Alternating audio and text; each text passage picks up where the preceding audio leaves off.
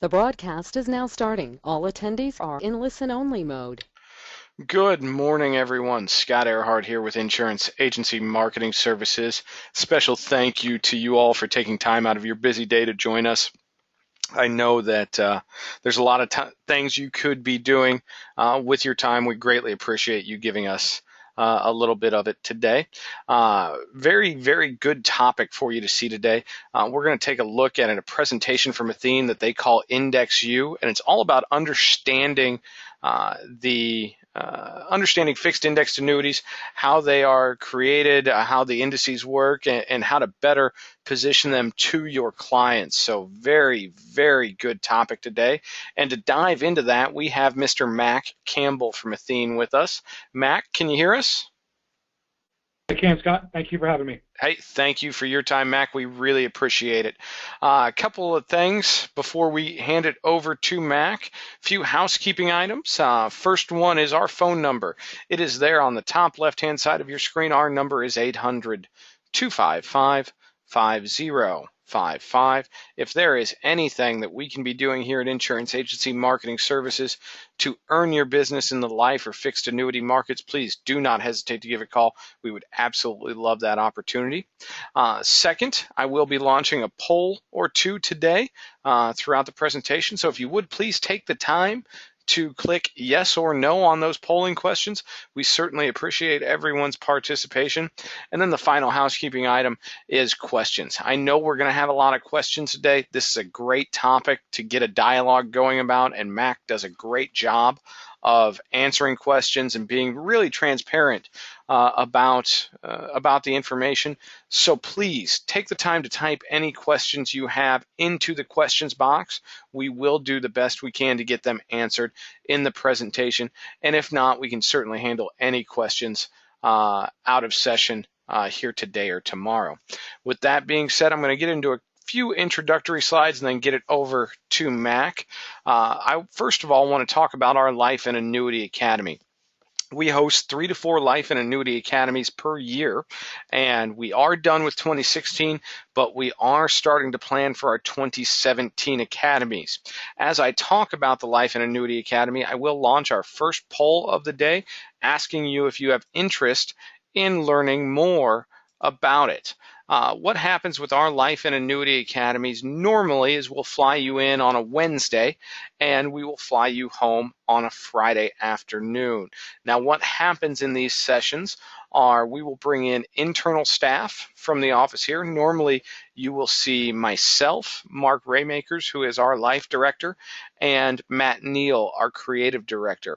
And we are there to show you who we are here at IAMS, what we do for independent producers to help them grow their business with programs that we offer, positioning, case design.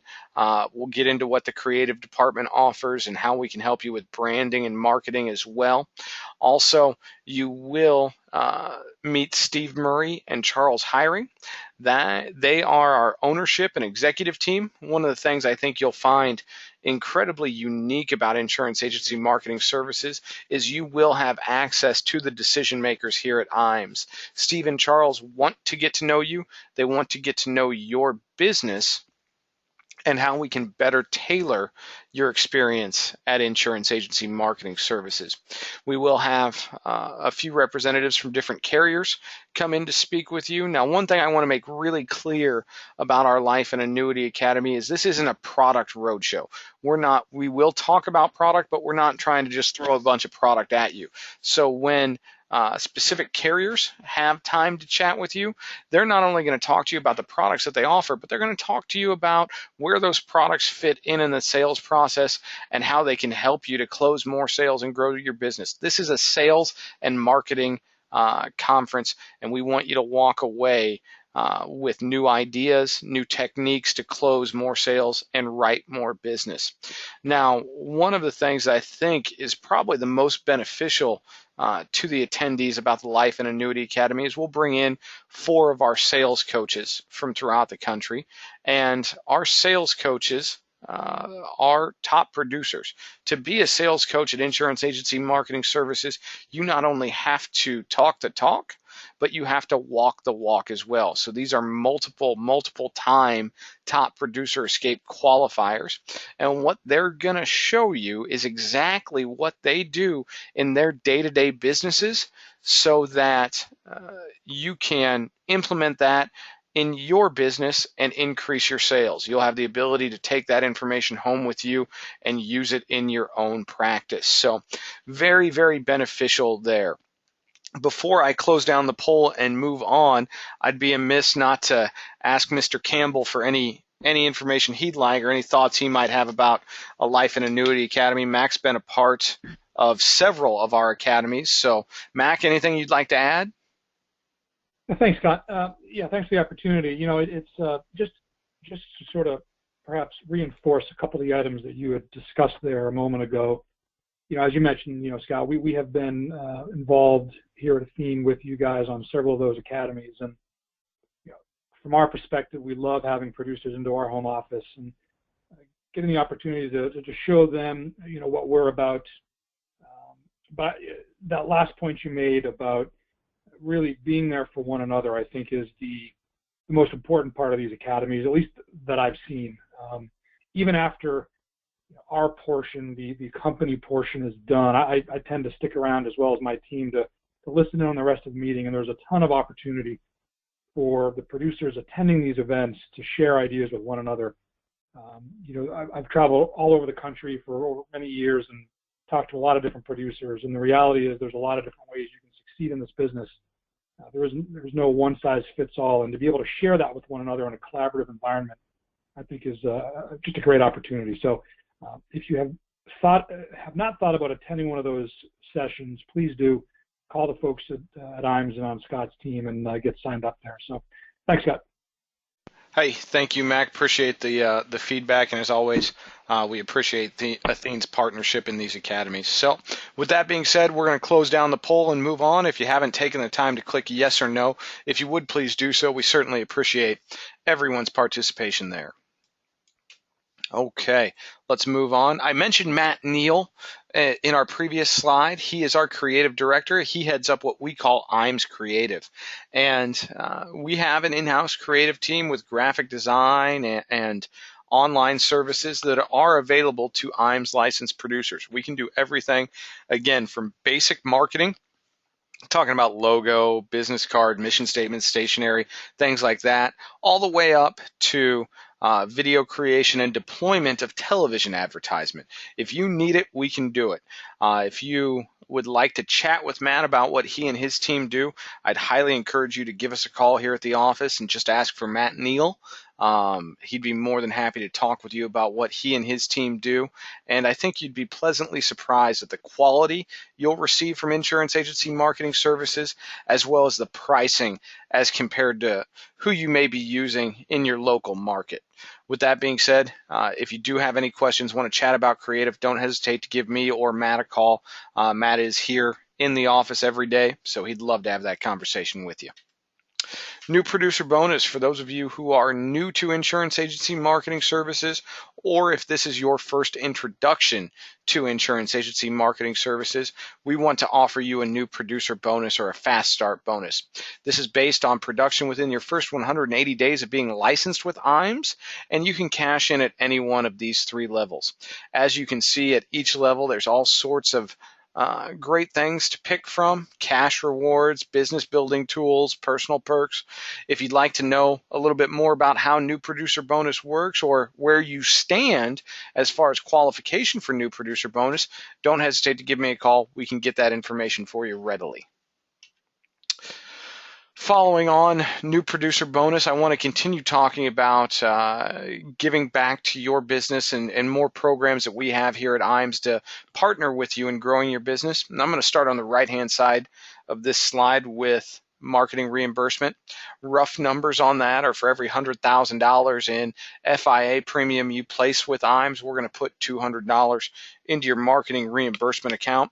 Now, what makes our marketing reimbursement program so much more lucrative than our competitors out there are the lack of restrictions that we put on that account. We consider this to be your money. Therefore, we want you to use it as you see fit. So we're not going to tell you you have to cash that account out at a certain time. You can let it grow as long as you would want to. We're also not going to cap your account, so you can grow it as large as you would like to.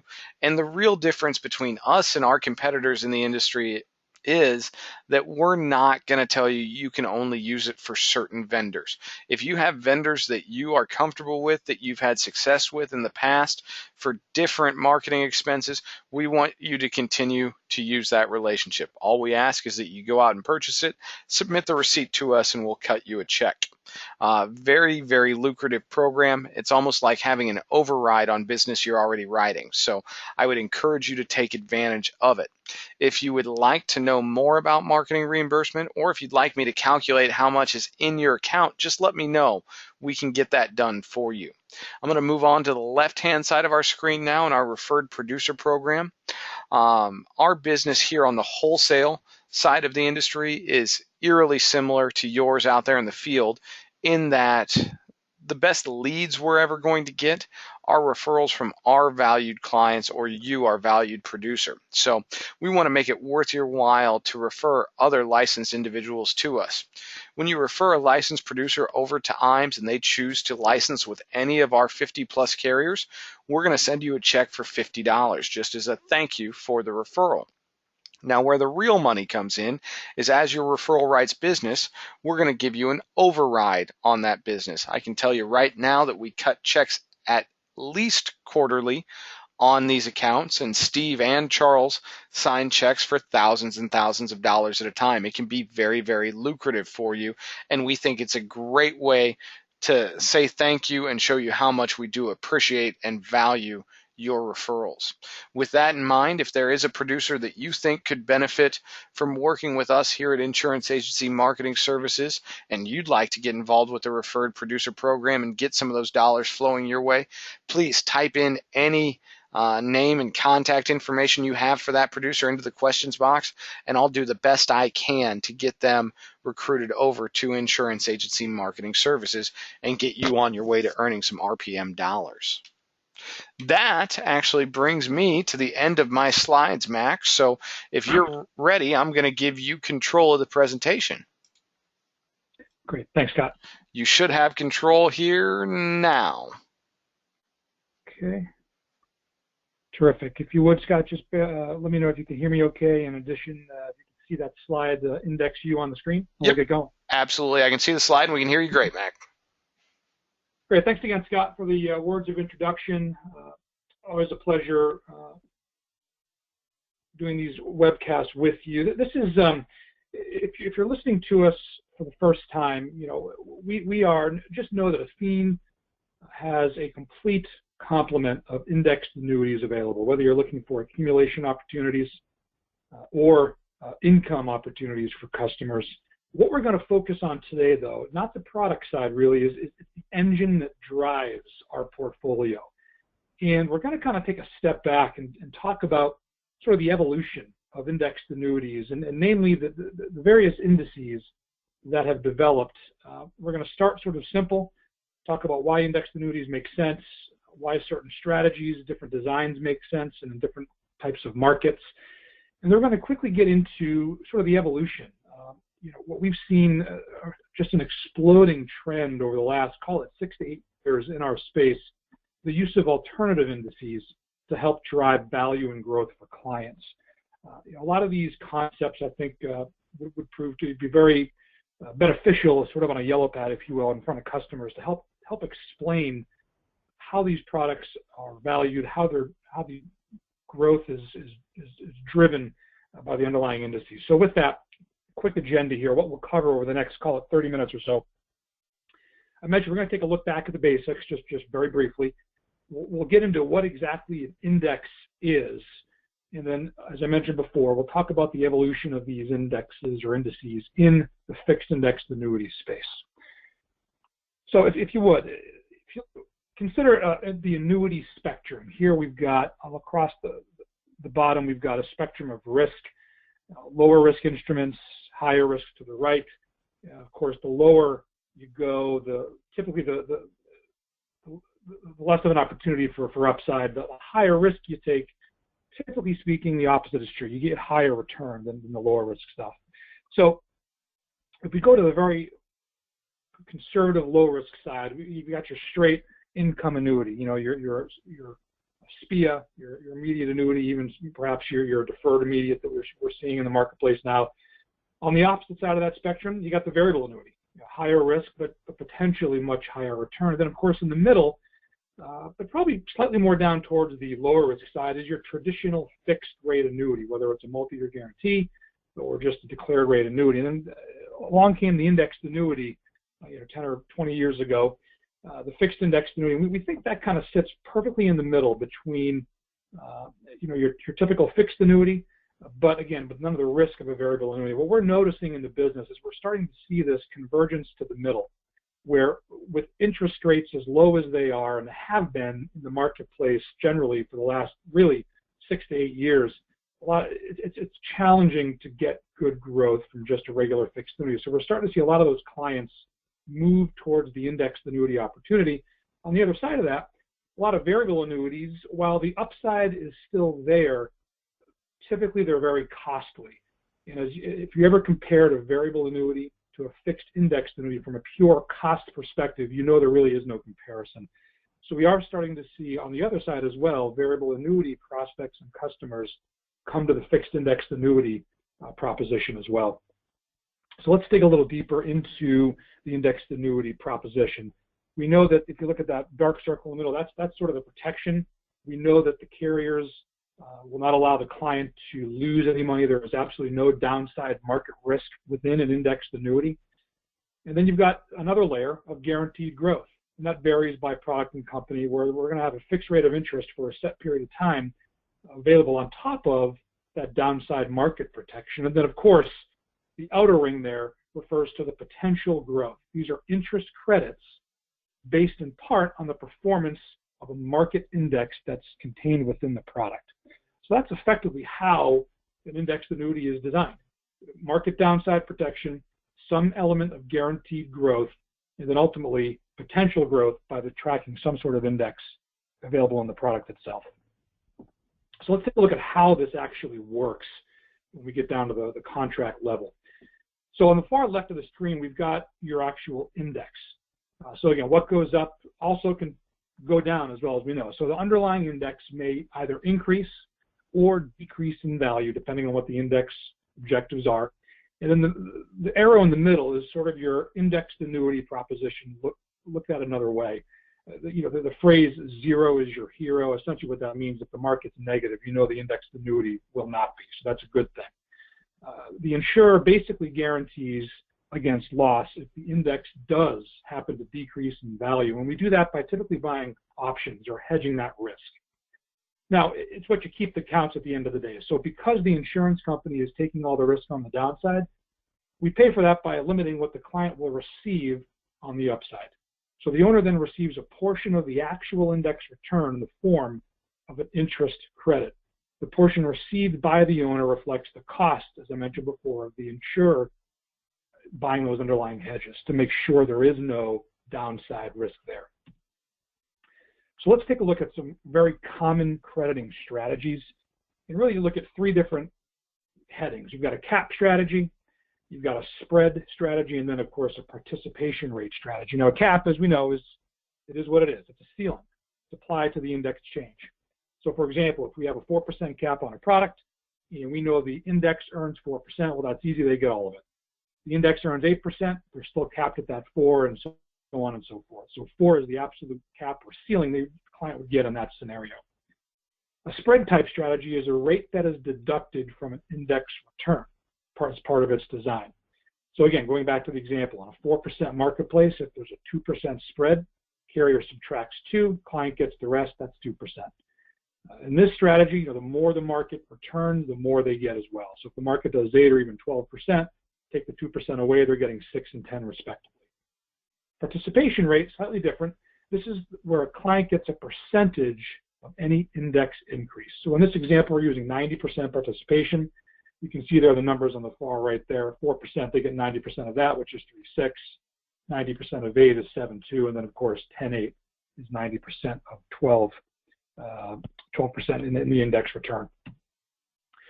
So let's go back to what what an index actually is. An index in its purest form is a measure of change in the securities market. It's a basket of securities that represents a particular market, or at least a portion of it, often utilized in mutual funds, ETFs, and of course, as we know, annuities as well. And examples of these indices, we all have heard of the S&P 500. That's one of the largest and most recognizable ones.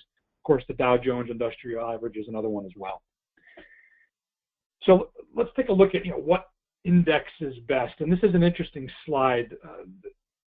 The blue line you see, the dark blue line, represents the actual S&P 500 over the last 10 years or so. And then the other lines, the red, the yellow or gold, and then the green one, represent actual strategies that Athene employs in some of its products. And the point here is you can see that if we involve certain levels of volatility control on top of what the regular S&P 500 does, what it effectively does is smooth the ride out for the customer. You can see that dark blue line, it's rather volatile. And you can see the rest of the lines, while they do change, the ups and downs are not nearly as bad as they would be if you're in the marketplace. The other thing this slide does, I think, a pretty good job of is basically show you that it's tough to predict which strategy design is going to be best, from year to year. It all depends on the particular market situation that we're in as an economy, where these indices are their holdings are. So it's important, I think, to choose a product that gives your client options to be able to come in and out of different indices along the way. So let's take a look, and we'll start again. We'll start sort of at the most basic level with indexed annuities, and we'll talk about the S&P 500. This really is the bellwether index. Very broad-based composite of strictly large-cap U.S. companies.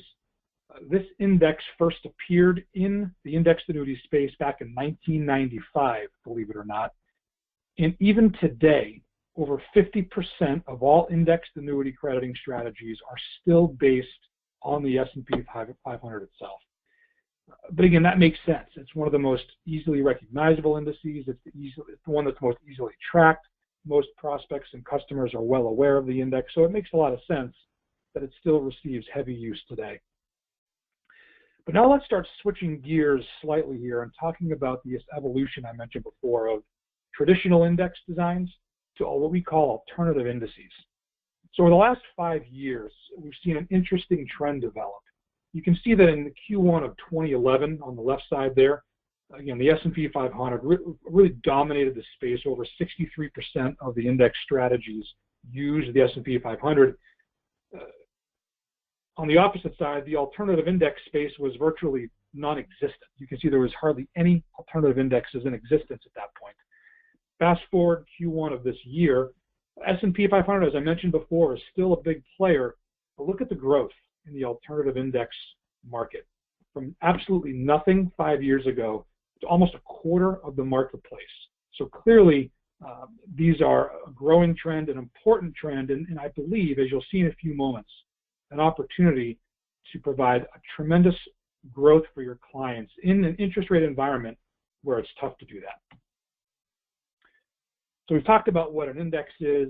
We've talked about some traditional designs. Now let's get into what an alternative index looks like and how those work. So we'll kind of break this down into 3 categories. We'll talk about the constituents, or said another way, what are these things made up of? What's the maintenance, the management type scenario, and then is there risk control? So we'll compare a traditional index to what we like to call an alternative index. When it comes to constituents, the traditional index, typically an index that's traditional in that sense, an index annuity is correlated directly with the base index itself. So if you have an indexed annuity with an S&P 500 index, that's based on the S&P 500. It's in other words, saying it's correlated means if the S&P 500 index itself goes up, so will the strategy. If it goes down, so will the strategy. An alternative index uses a specialized grouping of stocks or potentially other assets like bonds or possibly commodities, and those might be non-correlated. They could use a combination of multiple asset classes or indices in some instances. So saying you're non-correlated basically means when the market zigs, these tend to zag.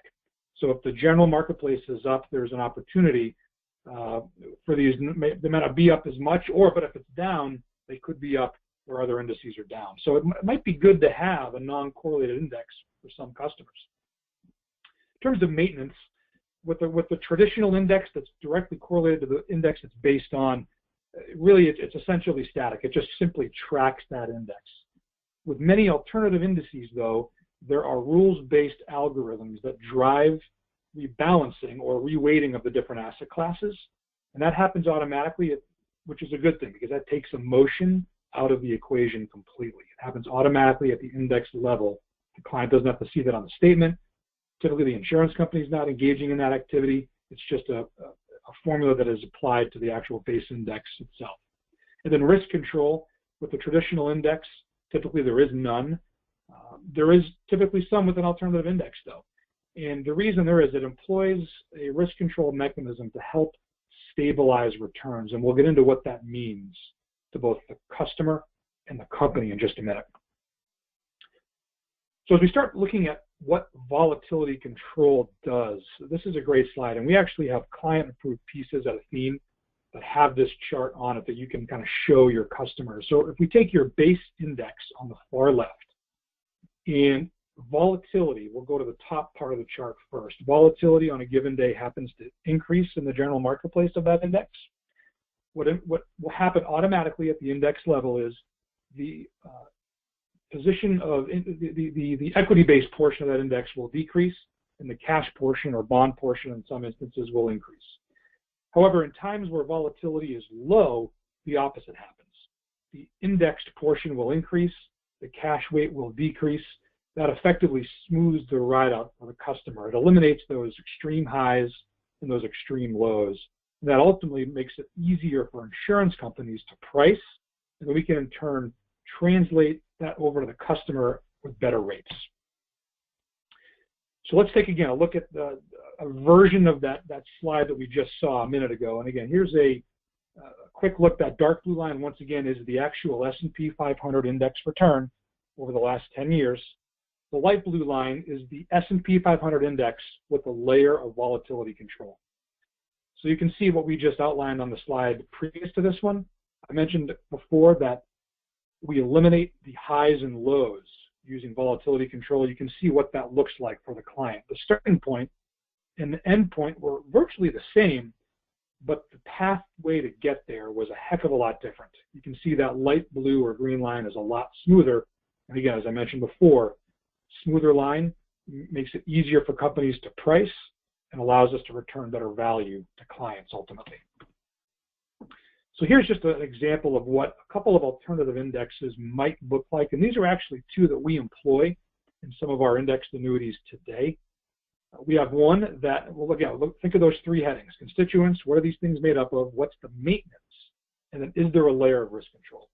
So in one strategy, we have targets 75 of the highest quality United States dividend-paying stocks only. So it focuses just on dividend equities and further, just on the top 75 performing dividend equities. In terms of maintenance there's a quarterly rebalancing here that investment bank uses for us. And in terms of risk control, on top of the rebalancing every quarter, there is an element of risk control, a 5% target. Another index, if we look at the bottom of the chart, uses, instead of just regular equities, this has 8 different asset classes representing a globally diversified basket of equities, fixed income, and commodities. In terms of maintenance, I mentioned before the previous strategy used quarterly rebalancing. This particular strategy rebalances daily, and that's huge. The more frequent that you rebalance, again, the smoother the ride will be. And if you have the ability to rebalance daily among 8 different asset classes, you'd be hard-pressed to find a more smoother ride for really anybody involved. In terms of the risk control, the ability to increase or decrease exposure to all these different allocations on a daily basis, that essentially is the volatility control for that index. Incidentally, the top one that I described is our Morningstar index, and the bottom one there is our BNP index. 2 very competitive indices available across our portfolio. And if you haven't seen those, I'd take a look at them. They're great value adds to your client's portfolio. So why consider these anyway? The S&P is out there, and we know over time it does great. Why even consider alternative indices? Well, number one, for diversification purposes and to differentiate yourself in the marketplace. We've got traditional equity versus multi-asset, correlated indices versus non-correlated, and then, of course, different index objectives and strategies that bring more to the table for your potential prospects or customers. And also for volatility control. These may provide more predictable returns, and that, again, allows us as a company to enable higher participation rates for your clients. So let's take a look at what that means and, again, how that translates into value for the client. So, again, the volatility control conundrum. So if we have an index, and on the left there, we know that the indexed annuity itself automatically limits the downside to nothing. Why then add a layer of volatility control if that even further limits your upside, like it does on the right there? Well, it's not what you earn, it's what you keep ultimately. And I mentioned before, if we have smoother rides or more predictable options costs by using volatility control, that means we can employ a higher potential participation rate than we would if we use just the straight index on that, in that product. And you can see that automatically translates into more value for the client over the long term. So we'll sum this up and we'll switch gears a little bit. So why alternative indices with some volatility control? We'll look at what it means to the carrier, and what it means to the customer. Number one, volatility controls and hedging costs are lower and more predictable because of that smooth ride we just outlined. Customer view in that same scenario, higher participation and more predictable renewal rates, and that's important for everybody involved. Carriers can offer differential customer value by employing different indices. Customers now have real choices of indexed annuity strategies, not just 2 or 3 choices based on one index. From a carrier view, again, the fixed index annuity upside potential is more competitive in a marketplace that still has very low, historically low interest rates. And for the customer, they've got greater upside potential there based on all the different mechanisms we just discussed. So we'll go back to the slide one more time, and if you will, forgive the analogy here. This is sort of looking through a telescope at the general marketplace. What I'm going to do next on this slide is look through actually a microscope and show you literally 1 week of index change. Now this was the 7-day period following when England left the Union. So this was the 7-day period following the Brexit. You all remember those days. The market went crazy. The interest rate marketplace went crazy. So let's take a look at what different types of indexes, how they performed. Well, the blue line at the bottom, that's your straight S&P 500, and because there is no volatility control and there is no limit on the downside, clearly that one corrected the most violently, but then it did rebound. But again, that's volatility. Notice when we add a layer, the next line up there, the light blue line, is the exact same index with a layer of volatility control. Notice it did not go down nearly as much, and it also did rebound as well. Now the top line, the red line I mentioned, is the BNP strategy that we talked about. That's the one that employs all those 8 different asset classes.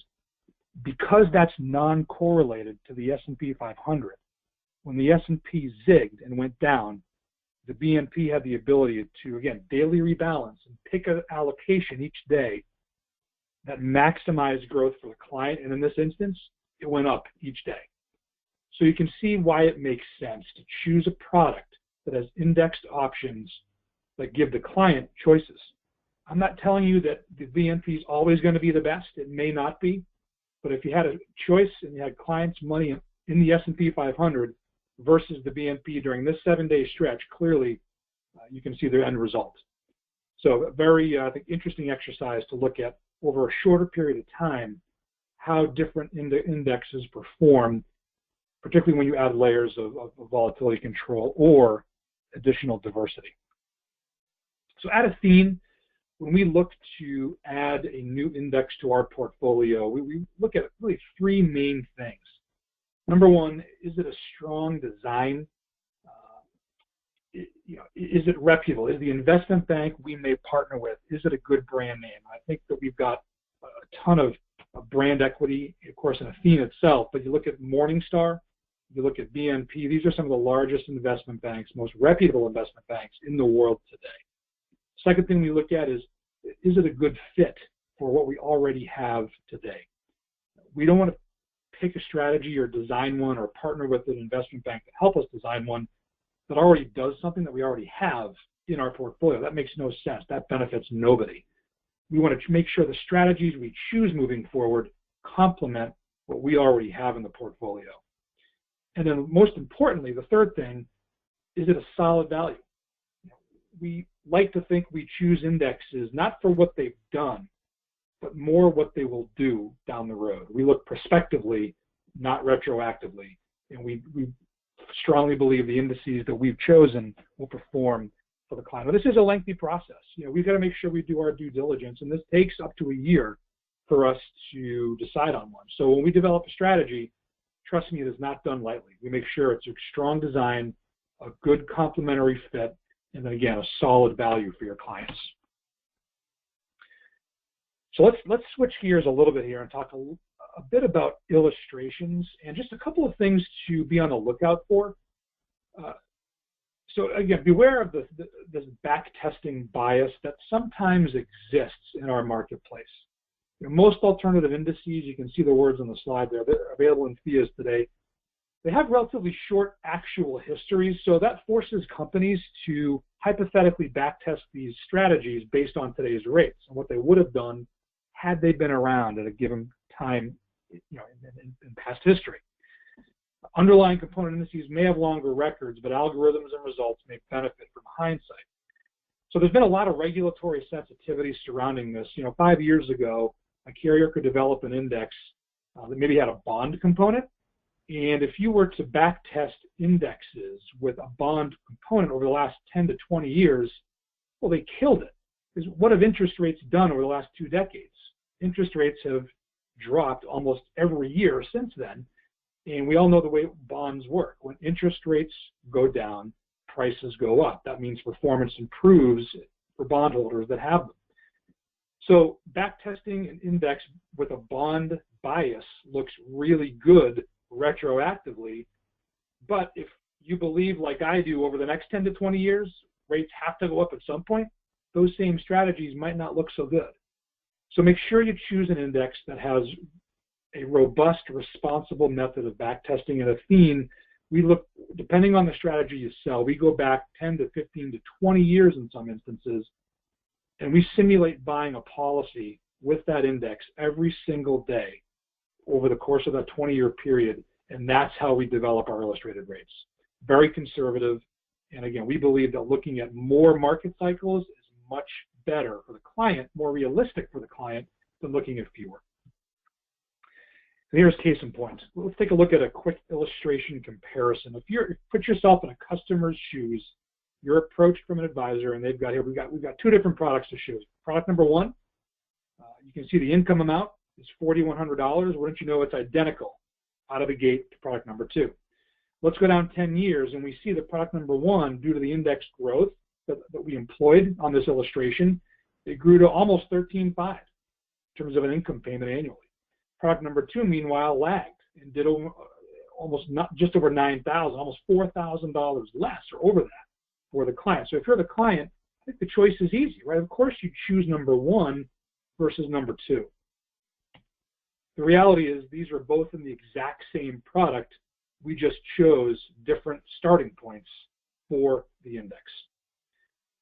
So think back to what I said a few moments ago. This is a perfect example of potentially a carrier cherry picking and choosing a period in time that happens to look advantageous or good for the index they just designed.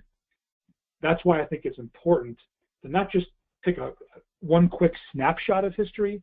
You want strategies that employ backtesting that encompass all of the history, not just part of it. Because you can see here, the numbers look starkly different if you just took 1 or 2 points in time and went forward from there.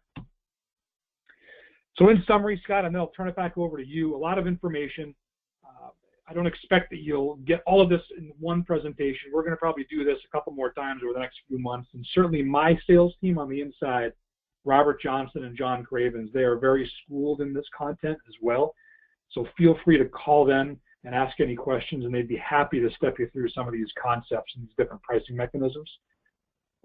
So in summary, again, indexed annuities, we believe today offer an opportunity, I think one of the best opportunities to earn better returns, certainly than fixed annuities, and as we probably can all agree, they're certainly a lot less expensive than variable annuities with, again, none of that downside risk.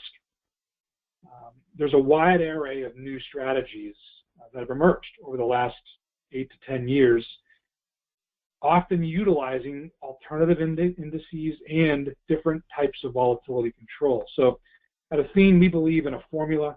And again, this is sort of what we preach to all of our customers and producers that write with us. NCV simply stands for net customer value equals the return times the participation in that index.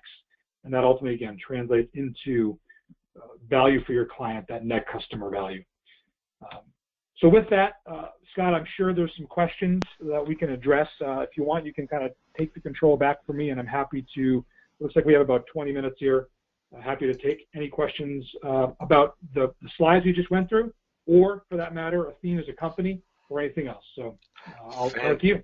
Fantastic, Mac. Thank you for the presentation. I have taken control back, and we will get into a couple questions that I know have come in. If there are any questions that are hanging out there, feel free to type them in. Mac will do the best he can, or I will do the best I can, either of us, to answer any questions that you may have. While we go through those questions, I am going to launch our final polling question of the day. And I'm just going to ask you if you'd like more if you'd like contracting information or product information from Athene. If you click yes, I'll get something emailed out to you here by end of week. More than likely get it emailed out to you today.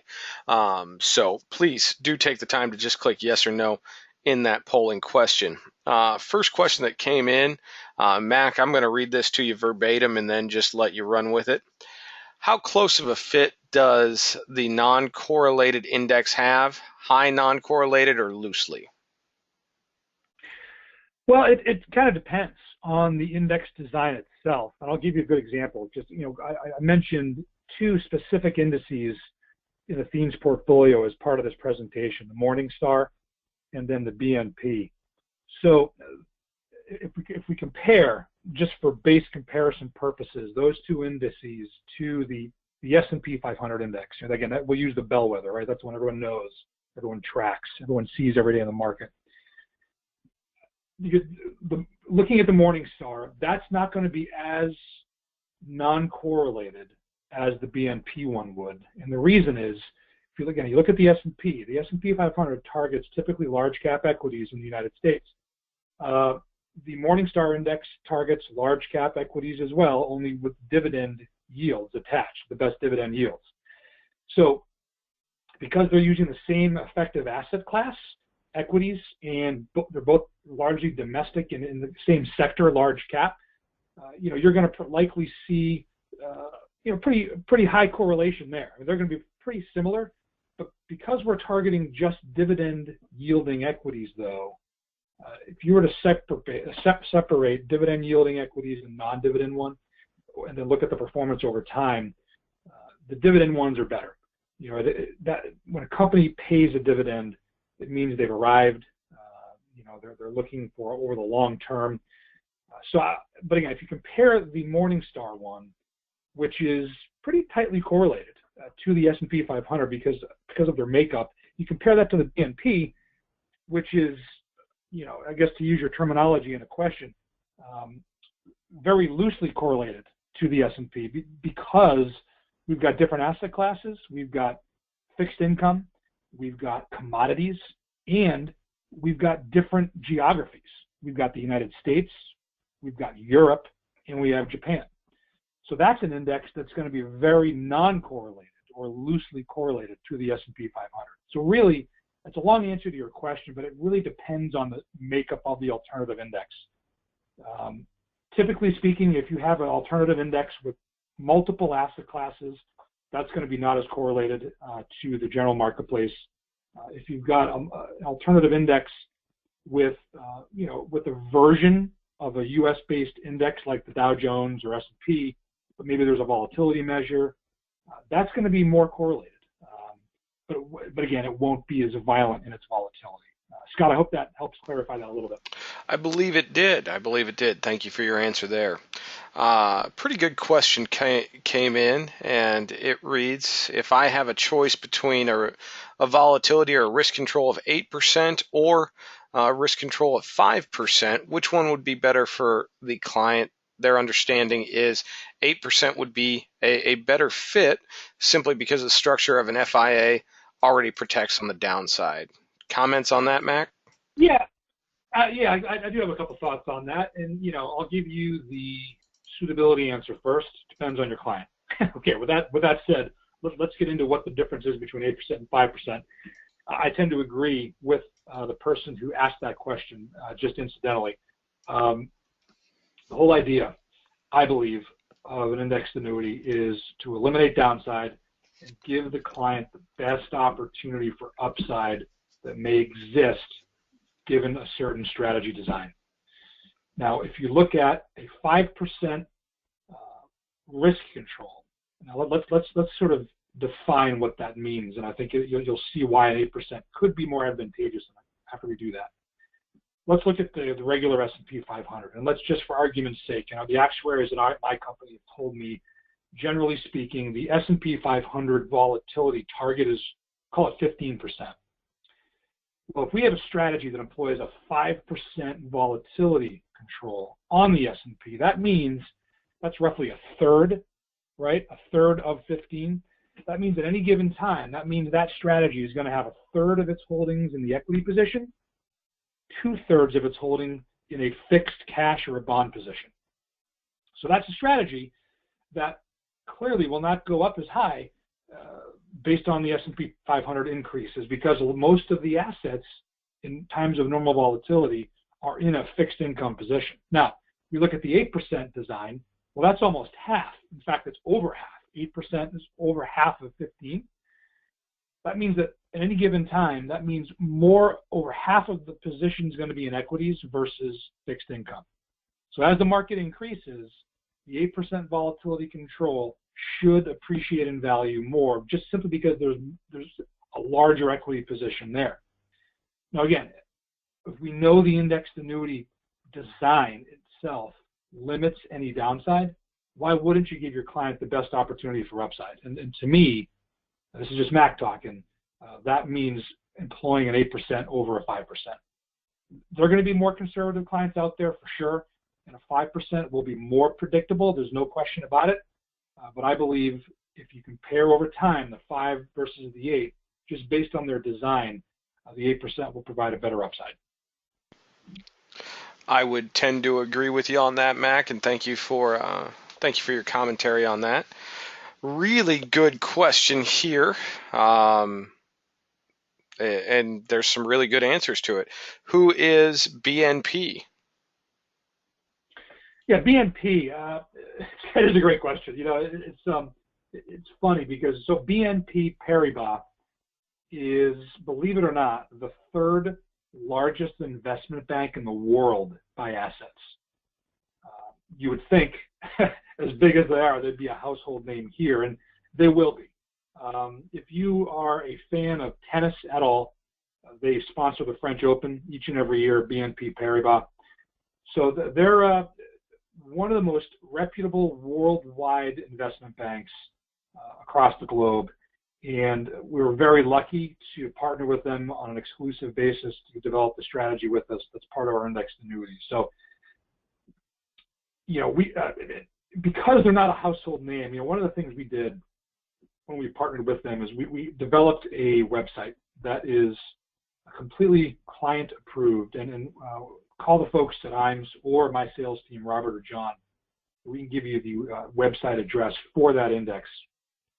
It does a fantastic job of explaining who they are, how it works, and it gives them performance measures as well. Over time, over the last 10 years, what this thing has done versus the S&P, what it's done year to date, through last month. We're all about transparency at Athene, and one of the things I think that the industry has just done, a disservice to itself, frankly, is when we developed and exploded these alternative indices, we made it difficult to get a lot of information about them. And we at Athene try to change that by giving the advisor and the client tools, whether they're brochures or websites like I just discussed, to help explain how these things work and why they're important to someone's portfolio. So that's who BNP is, one of the largest investment banks in the world, based overseas. But again, I believe we'll be hearing a lot more from them. And I would hope that your clients take a good, strong look at them because they illustrate very well. It is a very strong indice. For those of you who are familiar with individual banking or retail banking, west of the Mississippi, BNP Paribas is the parent company for Bank of the West, if that helps bring any more light to who they are. So I agree with Mac that they will become more and more of a name brand here in the States, and they are a very, very strong company. And to be honest with you, probably 90% of the illustrations we run in our office with Athene, when available, we're using the BNP Paribas strategy for at least a portion of the allocation. Very, very, very strong returns for clients there. We do have one final question, Mac. Just a reminder to those of you who are with us, if you haven't taken the time to click yes or no on our polling question, if you would please do so, we'd appreciate the participation in that, and we'll be closing the poll after this final question. Mac, I'm sure you knew this one was coming. Any commentary you'd like to offer on the Department of Labor situation? Yeah, so that's it's coming. It's certainly out there. And listen, we are at Athene hoping for the best, like I think everyone is. You know, we know, or in case you don't, that there are multiple lawsuits. A few have been heard already, although not ruled upon, as I understand it, Scott, yet. I haven't checked this morning. And then a couple more coming through various industries to try to either completely overturn the proposed rule, or in the case of one, just kind of tap the brakes on it and perhaps hope to remove indexed annuities from the more onerous BIC exception versus the 8424. So Athene is supporting all the available lawsuits that are there. You know, with NAFA, the one was brought in Kansas as well. We're supporting that one, but we are planning as if the DOL proposed rule will go into effect when they say it will, later next spring. It makes sense to do that. I mean, hope for the best. I guess not plan for the worst. Although I don't want to lead you to believe it's doomsday or anything. So yeah, carriers have some choices to make, Athene included. Some carriers are not going to sign the BIC. We are headed down the pathway of actually signing it for those that need it. So that's, I think, maybe some good news for a lot of folks on the call, perhaps, in the marketplace. At least that's what we're thinking of doing temporarily anyway. I think it's important to, carriers like Athene, whether the DOL is implemented as we see it or it's not, our goals at Athene have not changed. We are moving forward. We have plans to grow in this space and be a player for the long term. I would recommend that you take a look at your own practice and make sure you're partnering with an IMO like IAMS, in fact, that is doing things to prepare their business in a post-DOL implementation world. More suitability, potentially more controls in place. What does that mean? What happens to comp? I think it'll come down a little. I don't think the upfront comp goes away potentially, but I do think it comes down slightly. Partnering with an IMO that is aware of the changes and is positioning themselves to also be there on the other side of this, I think is vitally important to your personal business. So that's what I'd recommend you do if you haven't done so already, is make sure you look at IMOs like IAMS that can help you sort of navigate these waters. In terms of timing, you can expect to hear a lot more from us at Athene before the end of the year in terms of what we're going to do and not do. The rule itself implements April 10th if it goes through as proposed, although a lot of the litigation type stuff doesn't really go into effect until the end of next year. But again, that's sort of my 2 cents, Scott.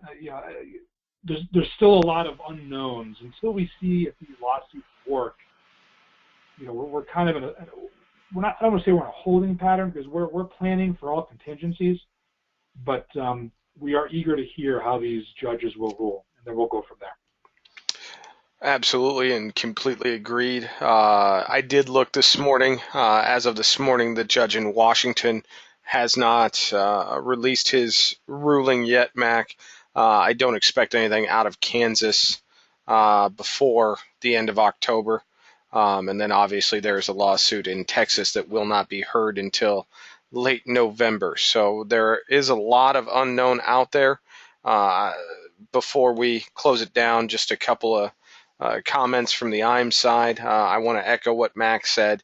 We are hopeful for the lawsuits. We have supported every single lawsuit that's out there and been very involved in one of them, and will continue to fight on behalf of the independent producer. On the independent producer to be able to continue to work with qualified funds, with indexed annuities, with other forms of financial advice. But what Max said about take a hard look at your business and make sure you're positioning yourself with carriers and with marketing organizations that are prepared to help you not only maintain your business, but grow your business should the Department of Labor ruling go into effect as currently written. With that being said, I don't think there is a better carrier out there than Athene to do so. Athene has made some commitments to the independent producer, to their marketing partners, IAMS being one of them, that we are going to grow business no matter how this shakes out. And that's a very, very strong stance to take, and one that, frankly, I'm very excited about should the ruling go forward as is. And also take a look at who you're running your business through as far as an IMO. Do they have a plan? Are they going to be there to support you? If they can't answer that question, or if the answer is flat out no, give us a call here at IAMS. We have got several plans, several things that we have done to position ourselves to make sure we can help our producers continue to write business with qualified funds moving forward. So I will get off my soapbox on that. As we sign off, I do want to thank you all very, very much for taking the time to join us today. I know an hour out of your day is a lot to ask, and we really do appreciate it. And Mac, I want to thank you for your time. I know an hour out of your day is a whole lot to ask right now, as busy as Athene is. So with that, thank you, sir. Any parting words for the group? My pleasure to be here, Scott.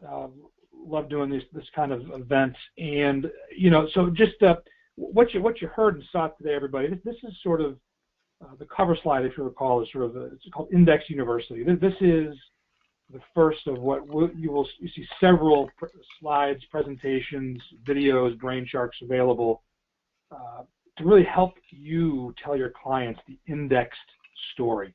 So we're going to develop a ton of new material over the next several months, so just be on the lookout for that and for future webcast opportunities as well. But aside from that, appreciate your time and have a great day. Absolutely. And again, Mac, thank you for your time, and thank you to everyone who participated with us today. We do appreciate it. Go out and have a great sales day, everyone, and we look forward to speaking with you very soon.